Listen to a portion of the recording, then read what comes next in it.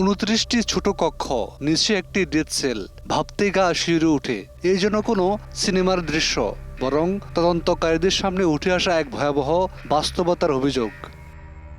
আন্তর্জাতিক অপরাধ ট্রাইব্যুনালের চিফ প্রসিকিউটর মোহাম্মদ আমিনুল ইসলাম দাবি করেছেন, উত্তরার র্যাব 1 সদর দপ্তরের টিএফআই সেল পরিদর্শনে গিয়ে তারা এমন একটি স্থাপনার সন্ধান পেয়েছেন যেখানে 29টি কক্ষের নিচে একটি ডেথ সেল রয়েছে।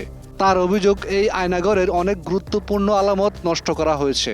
নতুন দেয়াল তুলে মূল কাঠামোর অংশ আড়াল করারও চেষ্টা হয়েছে বলে তিনি জানান।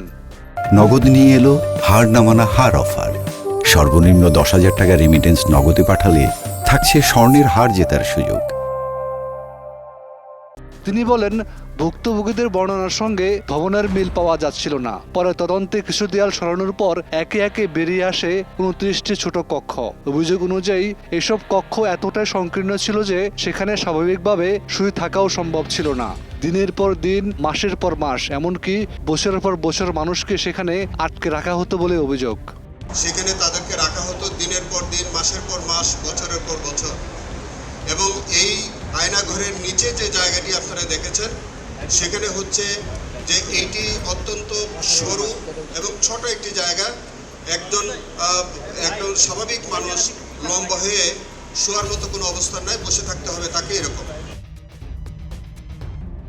চিফ প্রসিকিউটরের ভাষ্য অনুযায়ী পরবর্তীতে অনেককে বিভিন্ন মামলায় দেখানো হলেও প্রায় 250 জন নিখোঁজ ব্যক্তির এখনো কোনো খোঁজ মেলেনি। তাদের পরিবার আজও অপেক্ষা করছে, সেই অপেক্ষা যেন শেষ হওয়ার নয়। তিনি আরও বলেন, যারা আলামত নষ্ট করেছে বা পরবর্তীতে স্থাপনার কাঠামো পরিবর্তন করেছে, তদন্তে সম্পৃক্ততা প্রমাণিত হলে তাদের বিরুদ্ধেও আইনগত ব্যবস্থা নেওয়া হবে। এই পরিদর্শনে আন্তর্জাতিক অপরাধ ট্রাইব্যুনালের বিচারক, প্রসিকিউটর, আসামি পক্ষের আইনজীবী এবং মানবাধিকার কর্মীরা উপস্থিত ছিলেন। ঘটনাস্থলের বাস্তব অবস্থা পর্যবেক্ষণ করে বিচারিক কার্যক্রমের জন্য তথ্য সংগ্রহ করা হয়।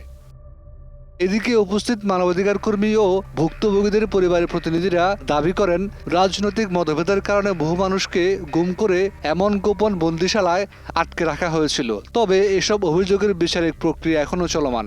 আদালতের চূড়ান্ত সিদ্ধান্ত ও তদন্তের ফলাফলের ভিত্তিতেই দায়-দায়িত্ব নির্ধারিত হবে। এর আগে পতিত শেখ হাসিনা পালানোর পর ডক্টর ইউনূস সরকারের আমলে প্রথম বিদেশি সাংবাদিকদের আয়নাঘর পরিদর্শনের সুযোগ দেওয়া হয়। তখনই দেখা যায়, ভুক্তভোগীরা যেভাবে বর্ণনা দিয়েছেন সেই বর্ণনার সঙ্গে মিলে না। সেই সময় এটা নিয়ে তুমুল আলোচনা হয়, কিন্তু বিষয়টি নিয়ে অন্তর্বর্তী সরকারও তেমন কিছু স্পষ্ট করেনি।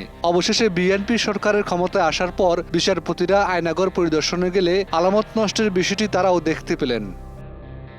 তবুও কিছু প্রশ্ন রয়ে গেছে। কারা বদলে দিল সেই স্থাপনার চেহারা? কারা মুছে দিতে চাইলো আলামত? আর প্রায় 250 জনের খোঁজ এখনো নেই। তাদের পরিবার কবে পাবে উত্তর?